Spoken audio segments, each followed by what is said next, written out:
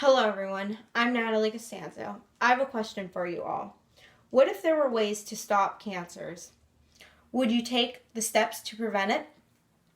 Like the old Camel cigarette commercial stated, I would walk a mile for a camel, but if you smoke, you will not be able to breathe to walk the mile for the camel. In the article Smoking Facts by American Lung Association states, every year in the U.S., more than 480,000 people die from tobacco use and exposure to secondhand smoke, making it the leading cause of preventable death in this country. Today, my goal is for you to quit smoking or to never start. When you light up a cigarette, you affect your health in many ways. You put yourself at high risk for lung diseases, cancers, and cardiovascular disease. Lung diseases vary from emphysema and bronchitis to COPD. They affect how you receive oxygen to survive. The struggle to catch one's breath is one of the hardest issues to deal with having one of these diseases. Would you want to walk around with an oxygen tank later in your life or have a hole in your neck to breathe through? Cigarettes contain many carcinogens. These cause cancer to the body. The cancer varies from liver, colon and rectum, lung, oral cavity, throat, esophagus, stomach, and pancreas. These are just some of the cancers you can get by lighting a cigarette. In the article, Smoking as a Risk Factor of COPD by Can, Fell, and James states, tobacco smoke contains an excessive of 4,000 chemicals in each puff and greater than 70 cancer-causing chemicals or carcinogens. Aside from nicotine, heavy metals, and carcinogens, tobacco smoke exposes cells and tissues to high concentrations of damaging oxidants and free radicals, which are present in both gas and tart phases of cigarette smoke. You would not put these chemicals or poisons into your mouth, so why would you smoke? Not convinced enough? Imagine the stress you are putting on your blood vessels and your heart through smoking.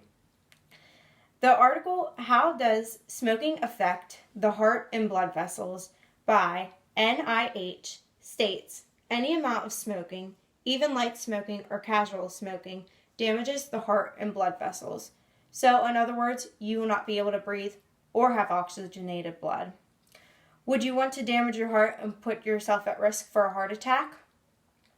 Next, you are polluting our Earth's atmosphere and destroying the ozone layer.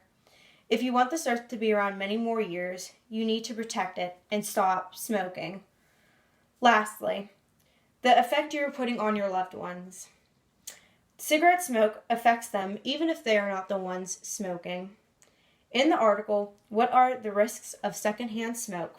By Johns Hopkins Medicine states, children and infants exposed to tobacco smoke are more likely to have ear infections and asthma.